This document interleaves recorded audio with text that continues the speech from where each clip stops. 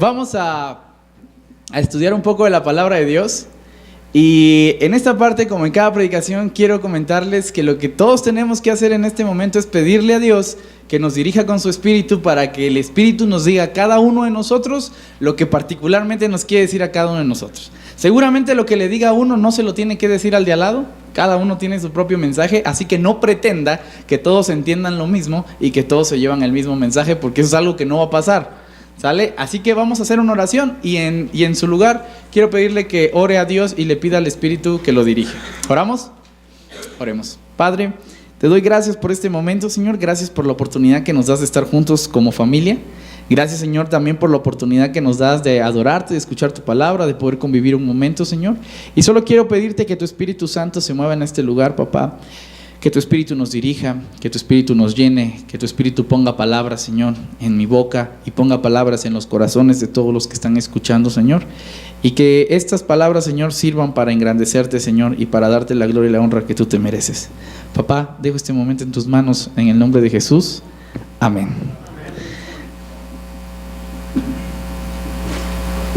Hermanos, el rey David. ¿Cuántos de ustedes conocen al rey David? No lo conocieron en persona, pero tienen una idea del texto bíblico acerca del rey David. El rey David es un personaje muy interesante. El texto bíblico curiosamente va a nombrar al rey David como uno de los personajes que vivía conforme al corazón ¿de quién? De Jehová. ¿Sí se acuerdan de esa parte? No va a decir de nadie más que alguien vive conforme a su corazón, sino de David. De David es la única persona de quien Dios dice esto. Curiosamente, David no es una gran persona como todos creemos que podría llegar a ser. David es mi personaje favorito porque es tan pecador, quizá un poco más que yo. Porque David, en las palabras más crudas que podamos entender, es adúltero y asesino. ¿Sí o no? Ese es el rey David, pero ese es el rey a quien Dios decidió amar y a quien Dios decidió ungir como rey, para ser uno de los reyes más grandes de todo el pueblo de Israel, a quien además va a decir, es conforme a mi corazón. Entonces está muy interesante y muy extraña esta parte, pero por eso David es un personaje bastante, pues polémico, ¿no? Bastante polémico. El ministerio de David, hermanos, quiero contarles para llegar al salmo que vamos a estudiar el día de hoy. El ministerio de David comienza cuando Saúl peca. ¿Sí se acuerdan de esta partecita? El rey Saúl va a cometer un pecado y entonces Dios va a nombrar a otro rey en su lugar. David estaba muy chavo, no sé cuántos años tenía, pero seguramente yo me veía grande delante de David, y eso pues ya saca de onda, por lo menos para un rey de su época o de la nuestra. Y cuenta la historia que David era un pastor de ovejas, las ovejas de su padre, que era uno de los hermanos más pequeños de toda la familia, y que cuando Samuel llega a ungir a David, se va a encontrar con la particular circunstancia de que el papá manda a los más grandes, a los más fuertes y a los más aptos para que sean ungidos como rey, ¿sí? Al más guapo, de hecho seguramente lo mandó al frente y dijo, tiene que ser el rey. Pero Samuel va pasando de uno en uno y va diciendo, no, no es. Va otro y dice, tampoco es. Va otro, no es. Y entonces llega el momento donde el papá dice, ya no tengo más hijos. ¿Cómo es posible que no tengas más hijos? Dice, bueno, tengo uno, pero pues está allá en el campo cuidando a mis ovejitas, no sabe nada de gobernar, ha estado en casa cuidando las ovejas, no tiene la menor idea. Entonces Samuel dice, tráelo, quiero verlo. Cuenta la Biblia, hermanos, esto es bien importante, que cuando Samuel ve a David, Dios le dice algo en su corazón y dice, Él es. Y entonces Samuel va a expresar el texto en Samuel va a expresar lo que Dios dice. Yo no veo la apariencia, sino que veo, ¿qué cosa? El corazón. Hermano, repita conmigo, Dios no ve la apariencia. Dios ve el corazón. Por eso la próxima vez que usted voltee a ver a su hermano que tiene al lado, no se espante. No se asuste, Dios no ve la apariencia, Dios ve el corazón. El corazón es algo que a Dios le mueve, que a Dios le llena, y que Dios es lo que está buscando de cada uno de nosotros. Que cuidemos nuestro corazón. Porque al final lo que enamora a Dios de David es ¿qué cosa? Su corazón. Por eso dice, David vive conforme al corazón de Dios. Y Dios lo escoge por su corazón. Bueno, este David, para poder entender el Salmo, que voy a pedir por ahí si me pueden poner el Salmo ahorita que puedan. Jorge.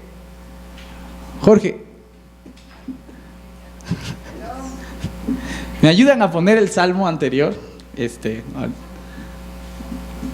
Mientras ponen ahí el Salmo, hermanos, vamos analizando esta historia de David para entender esto. Fíjense, David, este rey a quien Dios eligió, en una ocasión llega al campo de batalla, y en el campo de batalla está el famoso, ¿quién? Goliat, ¿se acuerdan? Este Goliat está amenazando al pueblo y David se va a atrever a enfrentar en combate a Goliat. Aquí hay una de las frases que a mí más me gusta, porque Saúl le quiere poner una armadura a David y David dice, yo no sé pelear con esto. Yo me identifico un montón de veces con David en esa circunstancia, porque realmente yo no sé pelear con un montón de cosas que seguramente sirven para la guerra, pero pues yo no tengo la menor idea de cómo usarlas. O sea, no sé pelear con eso. David clama a Dios y dice que en nombre de Dios va a vencer a Goliat. Después de que David vence a Goliat, vamos avanzando rapidísimo en la historia porque eso no es tan relevante para este tema. Después el pueblo ve que Dios está con David. Hermanos, importantísimo. Es necesario que el pueblo siempre respalde al ungido de Jehová, que es lo que estamos viendo ahorita en las células, ¿no? Es necesario que el pueblo siempre respalde al ungido de Jehová. No existe bajo ninguna circunstancia un ungido de Jehová a quien el pueblo no respalde. Si el pueblo no respalda, hay una sencilla razón: no es el ungido de Jehová. Porque Dios se tiene que encargar por su espíritu de decirle al pueblo que Dios ha levantado a ese líder, a ese juez, a ese profeta, a ese sacerdote, a ese rey. Entonces el pueblo comienza a notar que el Espíritu de Dios está sobre David, y por eso comienzan a aclamarlo. De ahí la famosísima canción que dice que Saúl mató a sus miles y David ¿a cuántos? Y entonces David es un líder popular ahora, es un líder a quien el pueblo sigue y que además tiene el Espíritu de Dios. Dice la Biblia que Saúl ama a David. Saúl es un fiel seguidor de David, o sea, de verdad que a Saúl le cae bien David. Pero en un momento en la vida de Saúl, la envidia comienza a corromper el corazón de Saúl a tal punto que comienza el mismo Saúl a perseguir a David. En una ocasión están comiendo, en la cena familiar, haz de cuenta que usted me invita a su casa a cenar. Estamos tranquilos, platicando, ¿no? de política, y no se me ocurre decir algo que no debo. Y el padre de familia toma una lanza y te la avienta, pero como el pastor es muy hábil, la esquiva y pasa a un lado y se clava en la pared. Eso es lo que le pasa a David. Saúl en un momento entra en coraje, entra en ira y dice, lo voy a matar. Agarra la lanza, se la tira, intenta matarlo, David lo esquiva, y en ese momento David se da cuenta que su vida corre peligro, porque el mismo rey lo quiere matar, a tal punto que David va a llegar con Jonatán a decirle, oye, mi vida corre peligro. O sea, tengo que huir de acá, me tengo que ir porque aquí están buscando para matarme. Ahí empieza uno de los momentos más difíciles para David. Porque David ya no vive en su casa, ya no tiene a sus papás ni a sus hermanos que lo sigan. David ya está en vista de todos porque ahora es un líder, y por si fuera poco, el rey lo está buscando. Es el más perseguido de toda la época. David huye a Galat, cuenta la historia, y allá en Galat lo van a traicionar, porque uno de los reyes lo ve y en lugar de cobijarlo, va y lo acusa con Saúl. Por eso el ejército de Saúl llega a donde está David y lo empiezan a perseguir. Sí, lo empiezan a perseguir por todo el desierto. David está a punto de morir. Llega un momento, yo no sé si ustedes sabían, en donde David se tiene que hacer pasar por loco. Y se le cae, dice que tiraba saliva y se tiraba al suelo y se revolcaba. Imagínate qué indignante para cualquiera de ustedes hacerse pasar por loco. ¿Lo harían? ¿Estás en peligro de muerte? Pues lo que venga, ¿no? Él era el rey. Él era el ungido de Jehová. Dios ya le había dicho que él era el rey. Dios ya le había dicho que él era ungido de Jehová. Él ya tenía el Espíritu de Dios sobre él. Él ya tenía al pueblo siguiéndolo. Y aún así, tiene que estarse revolcando porque lo están persiguiendo. Y su vida corre peligro. Esa es la situación de David, tan peligrosa que en un momento incluso llega al templo porque tiene hambre. Hermanos, sinceramente, ¿alguna vez han tenido tanta hambre? Pero hambre, no de que hambre que sé que voy a llegar y me voy a comer un banquete. Hambre de que sé que voy a llegar a casa y no hay nada. Hambre de que sé que van a pasar 2 días y seguramente no tengo que comer. Hambre de que no tengo dinero para comprarme algo para mí ni a mis hijos. No solamente es hambre, hermanos, es hambre, frustración, agonía, desesperación. No solamente es hambre, es una circunstancia realmente intensa. Y David llega y le dice al sacerdote: oye, dame algo de comer, man. No tengo nada, dame algo de comer. Y el sacerdote le dice: mira, no hay nada, solamente están los panes de la proposición ahí, que son ofrenda y son sagrados y solo los sacerdotes lo pueden comer. ¿Sí? Ahora sí es que como si un día llega alguien aquí con mucha hambre y todos decimos: pues no tenemos dinero, pero ahí está la ofrenda que se acaba de recoger. Si sacan unos billetes de ahí, se van a comprar un pollo. Pues deberían. Pues deberían hacerlo. Porque justamente es lo que hace el sacerdote. Toma los panes que son de la ofrenda y se los da a David y le dice: mano, come. Y por si fuera poco, le dice: ahí hay una espada, que es la espada de Goliat, al que tú venciste, así que en teoría es tuya, llévatela. Y entonces David comienza ahora a andar en el desierto, y en el desierto es perseguido por Saúl. Hasta el momento en el que por fin Dios lo va a entregar en sus manos, y cuando lo va a entregar en sus manos, David dice: Dios me libre de levantar mi mano contra el ungido de Jehová. Hermanos, no se olviden de esa frase. Si no es ungido de Jehová, levántenle la mano, los pies, los ojos, la cara, lo que quieran. Pero si es ungido de Jehová, Dios me libre de levantar mi mano contra el ungido de Jehová, dice David. Y David no se atreve a hacer nada en contra del rey Saúl. Esta es la historia de David. Esta es la historia a grandes rasgos del rey David, con la cual podríamos entender este texto. Bajo esas circunstancias contextuales, sociales, históricas, es que David va a cantar este salmo. Vamos a leerlo completo y quiero recalcar solamente 5 puntos de lo más relevante que creo que podrían servirnos en nuestra vida cotidiana el día de hoy. El salmo comienza diciendo, ayúdenme a leer todos, dice: bendeciré a Jehová en todo tiempo, su alabanza estará de continuo en mi boca. Ojo, cuando dice todo tiempo, David se está refiriendo a cuando la lanza le estaba pasando aquí al lado. Cuando dice en todo tiempo, se refiere a cuando David estaba pasando hambre en el desierto. Cuando dice todo tiempo, se refiere a cuando su amigo, el rey, lo estaba buscando para matarlo. Cuando dice en todo tiempo, está refiriéndose a cuando se tiene que humillar, tirarse al suelo y parecer loco con tal de salvar su vida. Y eso para David es todo tiempo. Pero eso no fue todo lo que vivió David. ¿Tú te acuerdas que David perdió a un hijo o no? David pierde a un hijo, el hijo de Betsabé. ¿Y sabes qué dice David? Bendeciré a Jehová en todo tiempo. Hermano, no te estoy diciendo que lo hagas, porque yo sé que eso es muy complicado. ¿Sí? No es una ley, no es una orden. Quiero que esto quede bien claro. No es una ley, no es una orden. Pero alcanzar esa relación y esa intimidad con Dios que David tenía es lo que hace que Dios diga de David: vive conforme a mi corazón.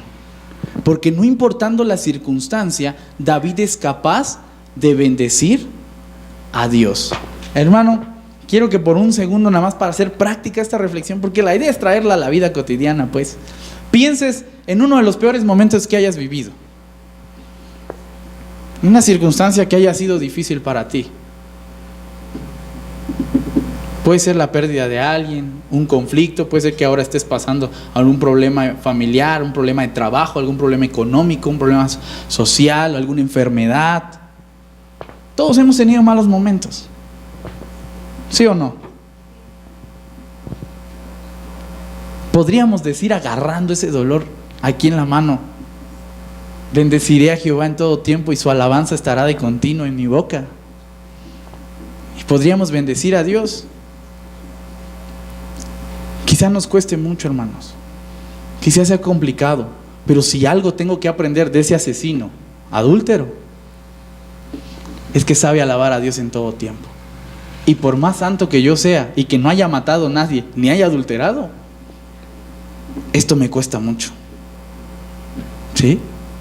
Por eso, hermano, la belleza de una persona no está en su apariencia. ¿Está en dónde? En su corazón. No te olvides de eso. En su corazón. David sabe que puede adorar a Jehová en todo tiempo y que su alabanza estará de continuo en su boca. Vamos a pasar al siguiente versículo para ir analizando y confrontando el contexto en donde David dijo estas palabras. En Jehová se gloriará mi alma, lo oirán los mansos y se alegrarán. Y David efectivamente se está refiriendo a sí mismo. David está diciendo: yo me voy a... La palabra gloria en hebreo tiene la idea de victoria, ¿sí? La idea de ganar algo, de ganar una batalla. Esa es la idea de gloria, que muchos reyes en la batalla pueden decir. Por ejemplo, dice: Jehová es mi gloria, es decir, Él es mi victoria, Él es el quien me va a dar la victoria. Es una de las frases que podemos entender rápidamente con esta gloria. En Jehová se gloriará mi alma, o sea, en Jehová encontraré la victoria. Y lo oirán los mansos y se alegrarán. ¿Sí? Yo no puedo entender cómo David puede estar contento o pidiendo alegría cuando está pasando hambre o cuando está pasando un mal momento, pero lo está diciendo. Sin embargo, vamos llegando poco a poco al que quiero llegar, que es el 4, vamos al 3. Engrandeced a Jehová conmigo y exaltemos a una su nombre. Al 4 es al que quiero llegar, pero este es importante decirlo porque David no solamente se queda la alabanza para él, sino que en el peor momento David va a buscar que otras personas lo acompañen en esa alabanza que le quiere dar a Dios. Porque el asunto individualista, como hemos venido diciendo muchas veces, no es un asunto del pueblo hebreo, es un asunto de la mentalidad moderna de hoy. Hermano, ¿quieres alabar a Dios? Yo lo hago solito en mi cuarto. No se trata de hacer nada solito. Se trata de siempre estar con alguien. Por eso el texto dice: cuando 2 o 3 están juntos en mi nombre, ahí está el Señor. Cuando yo estoy solito en su nombre, creemos que ahí está el Señor. Pero eso no lo dice el texto. Habla de 2 o 3, porque buscamos la vida en comunidad, ¿sí? No el individualismo. Quiero pasar ahora hacia el 4 y quiero que sí te lo grabes bien. Dice: busqué a Jehová y Él me oyó y me libró de todos mis temores. Hermano, ¿te acuerdas de lo que pensaste? ¿Cuál era la peor situación en la que habías estado? Quiero que pienses una cosa ahora. Si tú buscas a Jehová, Él te puede oír y Él te puede librar de todos tus temores. Pero si no lo buscas, Él no te va a oír y no te va a librar de todos tus temores. Por eso, cuando alguien tiene algún temor o no ha sido librado, tengo 2 opciones: o Dios no está cumpliendo su palabra, o yo no lo he buscado. No hay más opciones. O yo no he buscado a Dios, o Dios no está cumpliendo la palabra que cumplió con David. Pero esta es la constante de la vida de David. Dios lo libró de la lanza de Saúl, Dios lo libró de la batalla contra Goliat, Dios lo libró de la batalla contra los filisteos, Dios lo libró de pasar hambre, Dios lo libró de todo. Pregunta, y pregúntatelo tú sinceramente: ¿por qué Dios libera a David y a nosotros no?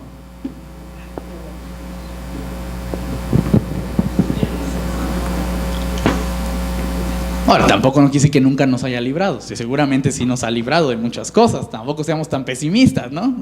Sean mala onda con Dios. Pero hay cosas, y yo estoy seguro, y por eso me interesa la sinceridad del corazón, porque puedes engañar a todo el mundo, pero a tu corazón no, pues. Hay algo en tu corazón, o puede que muchos todavía tengamos algo en nuestro corazón, que tenemos un pendiente ahí con Dios, ¿no? Es: Dios, llevo años pidiéndote esto, ¿y qué hubo? ¿no? Dios, yo te pedí esto y aunque he aceptado que ha sido tu voluntad, la verdad es que todavía tengo esa espina ahí de que no me lo cumpliste, ¿no? Más vale ser sinceros que aparentar que no tenemos nada y ir de frente con Dios y decirle, ¿por qué si David te buscó, tú lo escuchaste? ¿Por qué a él lo libraste de todos sus temores y yo todavía tengo miedo? ¿Por qué? ¿Le han preguntado a Dios eso? No, pregúntenselo. ¿Sí? Ahora que si quieren decir que no tienen miedo a nada, bueno, pues, qué bien, bien por ustedes, pero yo la verdad salgo y tengo miedo que me secuestren, que me asalten, que me maten, que no tenga pensión como ustedes, que a mí ya no me va a tocar. Ya, todos tienen un miedo ahí, nada más que aparentamos que tenemos mucha fe. 5, seguimos avanzando. Los que miraron a él fueron alumbrados y sus rostros no fueron avergonzados. Sigo insistiendo, esto lo dijo una persona que de verdad fue muy avergonzada.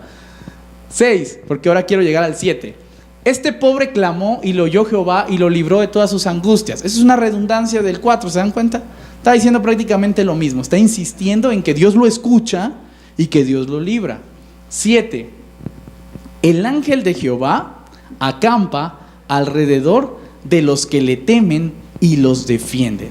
Aquí la primera cláusula fue si lo buscas, ¿sí? Esta cláusula es si le temes, ¿vale?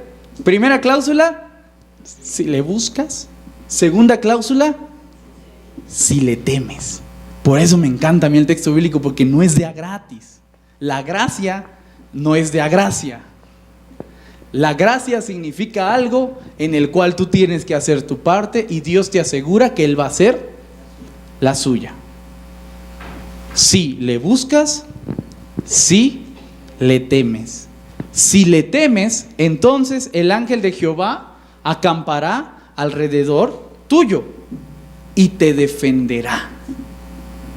Estas cosas han pasado antes. Llega un momento en donde el pueblo de Israel está rodeado de enemigos y Dios les va a dar la victoria siempre. ¿Por qué? Porque Jehová está alrededor de ellos. Le ha pasado a Gedeón, le ha pasado a Moisés, le pasó a David, le han pasado a muchos profetas, a muchos reyes. Hermanos, yo creo que nos puede pasar a nosotros. Pero solo hay dos opciones.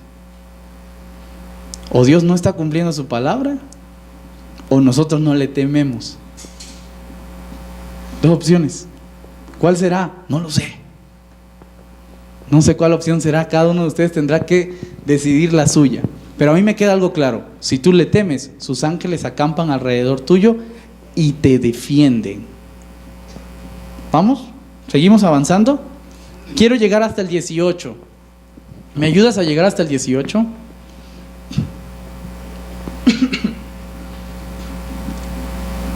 Ahí está. Este 18 quiero que analicemos también bastante, porque dice, miren lo que dice David: cercano está Jehová a los quebrantados de corazón y salva a los contritos de espíritu. Ahora sí que en palabras en español, Dios está con los que andan bien amolados, ¿no? Con aquellos que les ha dolido el corazón. Hermanos, ¿cuántos de ustedes les ha dolido el corazón alguna vez? ¿Sí? Han sufrido, hay una carga, hay un dolor, hay algo que pasa. Dice, cercano está Jehová a los quebrantados de corazón. Esto me recuerda cuando Jesús dijo, porque los enfermos son los que tienen necesidad de médico, no los sanos, los enfermos. Y Jehová, hermano, pone muy particular atención a aquellas que hoy llamaríamos en el lenguaje cotidiano las minorías. Esas personas que sufren, esas personas que están en desventaja, son a quienes Dios tiene muy atentos. Por eso el texto va a hablar mucho de los huérfanos, va a hablar mucho de las viudas, de los desamparados, de los pobres, porque en ese contexto muy particular eran los que más sufrían, ¿sí? Eran los que estaban en desventaja, y por eso Dios dice, yo voy a pelear del lado de ellos, porque ninguno de ustedes los ayuda. Así que voy a ir yo particularmente a ayudarlos. Y en esta parte David va a atender otro sector de la sociedad que a veces se siente alejado de Dios, y es los quebrantados de corazón. Hermano, aunque yo aquí vengo y les digo, hermano, ¿cómo están? Y todos dicen, bien. ¿Sí o no? Y dicen bien, y lo más seguro es que no todos estemos bien, ¿no? Hace ratito platicaba con Karen y le decía, oye Karen, ¿cómo estás? Me dice, bien. Y le digo, oye Karen, ¿te has puesto a pensar qué pensaría la gente si un día le dices mal? Yo creo que se saca de onda, no sabría qué hacer. Porque todos estamos acostumbrados a decir bien. Y siendo sinceros, no todos estamos tan bien. Siempre hay algo que nos tiene en pendiente, y es el momento en cuando Dios está cercano. Ese es el momento en cuando Dios está más cerca de ti. Hermano, ¿alguna vez te has sentido culpable o pecador? ¿Te has sentido? ¿Sí? Tan pecador y tan culpable que seguramente piensas que Dios no te está escuchando. ¿Sí? Déjame decirte que ese no es Dios. Ese es el diablo diciéndote que te sientas culpable y que Dios no te está escuchando. Porque lo que Dios realmente te está diciendo es que Él está más cerca de ti que nunca. En el peor momento que estás pasando es el momento en cuando Él está más cerca de ti. Por eso, cuando David asesina al esposo de Betsabé y comete adulterio con Betsabé, y Dios lo castiga con su hijo, ¿qué está haciendo David? 1000 puntos celestiales al que sepa qué está haciendo David en ese proceso. Está adorando a Dios. Está orando y adorando a Dios, y le está pidiendo que rescate la vida de su hijo.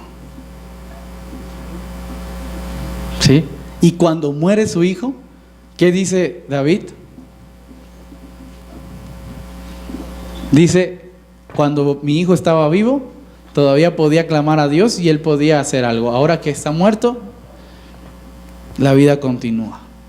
Pero Dios no se alejó de David cuando pecó. Estuvo cerca de él. ¿Por qué nosotros creemos que Dios se aleja de nosotros cuando pecamos? ¿Por qué creemos que Dios nos aborrece cuando pecamos?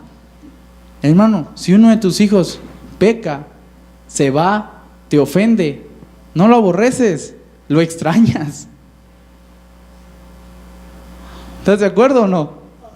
¿Cuánto más vuestro Padre que está en el cielo no hará cosas mayores por nosotros? Ese es el Dios. Si un día te contaron de otro Dios, trata de eliminar esa imagen de Dios, hermano. Nos están engañando, nos están mintiendo. Dios en el que creemos es el Dios que está cerca de los quebrantados de espíritu. Por eso, si hoy tú te sientes mal, si hoy tú te sientes pecador, si hoy tú te sientes culpable de algo, si hoy tú te sientes en el peor momento y tú crees que Dios no te va a escuchar porque lleva 100 años sin hablarle a Dios, déjame decirte que estás en el mejor momento de acercarte a Dios, porque es cuando Él está más cercano a ti. ¿Ok? Vamos entonces ahora a pasar al cuarto punto. Empieza lo duro de Dios. Bueno, por eso quiero que me ayudes a llegar al 21. Empieza lo duro de Dios. Todo lo anterior nos gusta escucharlo, ¿sí o no? Está bonito. Pero vamos a llegar a lo bueno.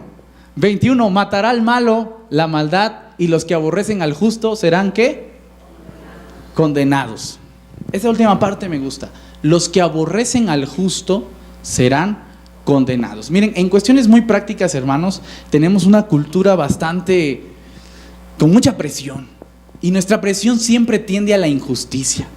Tú vas en el coche, te para tránsito y te dice, oye, te pasaste un alto, mano, te voy a dar una multa de 3 millones de salarios mínimos. Que no es así, pero uno siente que es así. ¿Sí, no? Y entonces le ponen la multa y dice 700 pesos, pues tú sientes que te están quitando la vida, ¿no? Y en esa multa, pues tú llegas con el oficial a un acuerdo, porque la Biblia dice que llegues con un acuerdo con tu enemigo, ¿no? Entonces llegas a un acuerdo con el oficial y dices, Ofi, ¿qué onda si nomás le doy 200 que traiga una Sor Juanita? Y el oficial dice, no, mano, ¿cómo lo sé? No sé, me han contado. Y el oficial dice, no, eso no alcanzan ni para los refrescos. ¿Dónde compra refrescos? Pero entonces tú le aumentas la oferta y le dices uno de 200 y uno de 100, ya 300, la mitad de la multa, pues con eso te ayudas, ¿no? Y el Ofi hace como que no, pero la neta quiere desde el principio. Y entonces recibe el soborno y te liberan de tu multa. Tú vas y se lo cuentas a tus amigos. Dice, oye, ¿qué crees? Que me paró tránsito, pero no manches. Nada más le di 300 y quedamos. ¿Y qué dicen tus amigos? Bien hecho. Eres mi héroe. Bien hecho. No, hombre, qué inteligente eres. Qué astuto eres. Qué astuto. Eres un corrupto y gracias a ti el país está así. No eres ni inteligente, ni astuto, ni listo. Eres tonto, corrupto, violento, pecador y dañino porque nos estás arruinando el país. Pero nosotros le aplaudimos a los que hacen eso. ¿Sí o no? ¿Por qué? Bueno, porque curiosamente, si nosotros hubiéramos dicho, no, oficial, sí le pago mi deuda, ¿cuánto es? No, que 1,500. Y tú llegas a tu casa y le dices a tu esposa, oye, pues me paró tránsito, mujer. ¿Qué hiciste, gordo? Pues me pasé un alto. ¿Cómo? Pues iba distraído y me lo pasé. ¿Y qué hiciste? ¿Cuánto le diste? No, pues pagué mi multa. ¿Cómo que pagaste la multa? ¿Cuánto fue? 1,500. ¿Cómo es posible que pagaste tanto? Lo hubieras sobornado. Y el justo termina siendo tonto. Y bueno, tonto, ¿para qué digo más? Con eso se resume todo. Eso es lo que nosotros tenemos en una proyección del que es justo. ¿Sí? ¿Por qué? Justamente porque nuestra cultura es una cultura que aborrece al justo. Lo tacha de ignorante, de tonto, de poco listo. Y en cambio al que es injusto lo tacha de listo, de inteligente. No, hombre, ese compa va a hacer grandes cosas. Llegó tan lejos, ¿por qué? Por listo. No llegó tan lejos por listo. Llegó tan lejos porque iba pisando gente en el camino. Pero nosotros le aplaudimos su llegada. ¿Sabes qué dice Dios con esas personas? Serán condenados.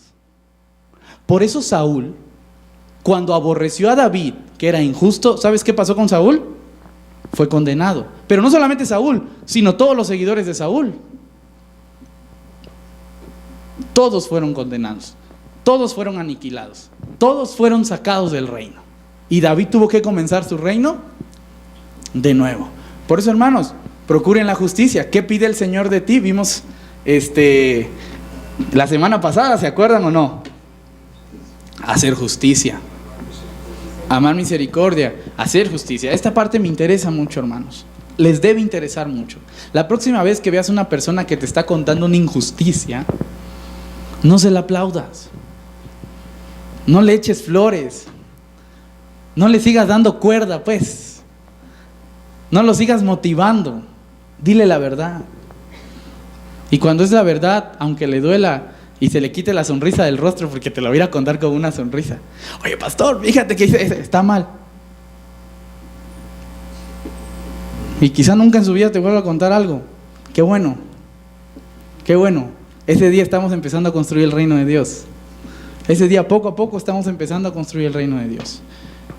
No aplaudamos las injusticias, porque los que aborrecen al justo serán condenados. Esa es otra parte de Dios que me encanta. Vamos entonces bien con estas 4. Busqué a Jehová y él me oyó. El ángel de Jehová acampa alrededor de los que le temen. Cercano está Jehová de los quebrantados de corazón. Y los que odian o los que aborrecen al justo serán condenados. Vamos ya 4 puntos. No se les vaya a olvidar, hermanos. ¿No? Voy a tener que subir la presentación ya a internet para que la descarguen, porque... Vamos por la última. Y esta también me gusta, en el 22. Ay, que ahora sí se me adelantaron. 22. Jehová redime el alma de sus siervos, y no serán condenados cuantos en él confían. Ahí está lo más importante de todo esto y lo que David entendió. Jehová redime el alma de sus siervos, y por redimir entendemos una restauración. Dios le había dicho a David que era el rey, Hay un momento en la vida de David donde lo último que él parece es un rey. Y sin embargo Dios al final lo establece como el rey más grande que ha tenido el pueblo de Israel en su tiempo. ¿Sabes por qué? Porque Dios redime el alma de sus siervos o la vida de sus siervos. Y no solo eso, sino que no serán condenados cuantos en Él confían. No te preocupes, hermano. Si pecaste, ¿pecaron o no pecaron? ¿Qué tal y no? No es necesario pecar. Pero por si acaso pecaron, no tengan miedo, hermanos. Dios no está ahí para condenarlos. Está ahí para restaurar la vida de las personas. No creemos en un Dios que está condenando, creemos en un Dios que está restaurando vidas. Por eso la próxima vez que tú te encuentres con un pecador, no le digas que se va a ir al infierno, porque Dios no está para condenar, Dios está para restaurar vidas. La próxima vez que te encuentres a un pecador, no le prohíbas participar ni de la cena del Señor, ni de la adoración de Dios, ni del culto de Dios, ni de los ministerios de Dios, porque Dios no está para condenar. Está para restaurar. La próxima vez que tú te encuentres con un pecador, no te alejes de él porque creas que te va a contagiar de su pecado. Acércate a él porque Dios está para restaurar. Por eso este Jesús en el que creemos, ¿comía con quién? ¿Sí? No comía con los diáconos ni con el pastor. No comía con ellos. ¿Sí? No comía con el Papa, ni con los sacerdotes, ni con los líderes. No comía con los profetas, ni los arcángeles. ¿Con quién comía? Con prostitutas y con borrachos. La próxima vez, hermano, que me vea con unos borrachos, estoy haciendo la voluntad de Dios. ¿Qué no? Si ya tan bonito que la armé desde el principio y al final para que no me crean. Hermanos, de verdad, es importante estar con los pecadores. Es importante entender que Dios lo que quiere es restaurar vidas, no condenarlas. Es importante que no andes recordándole el pecado a nadie. Si ya pasó, ya pasó. Ya pareces más diablo tú que el mismo diablo. El diablo seguramente ya se olvidó de un pecado y vos andás recordándolo. Déjalo, se acabó. Dios lo que quiere es restaurar vidas. Y en la medida en que la iglesia del Dorado esté más preocupada por restaurar vidas que por condenarlas, ese día nos vamos a llevar mejor. Van a ver, nos vamos a llevar tan bien y Dios va a estar tan cerca de nosotros que nos va a dar la victoria en algún momento. Creo en Dios, creo en lo que Él va a hacer en la iglesia del Dorado, creo en lo que va a hacer en la vida de cada uno de ustedes, pero para eso necesitamos hacer nuestra parte, hermanos. Por eso quiero que ahí en tu lugar inclinemos nuestro rostro, reflexionemos un momento en lo que hemos escuchado. Te voy a repetir estos 5 puntos ahí en tu lugar. Busqué a Jehová y Él me oyó. El ángel de Jehová acampa alrededor de los que le temen. Cercano está Jehová de los quebrantados de corazón. Jehová castiga a los que aborrecen al justo, y Jehová redime el alma de sus siervos. Con esta confianza quiero que te vayas el día de hoy de la iglesia y continúes tu semana cerca de Dios. Amén.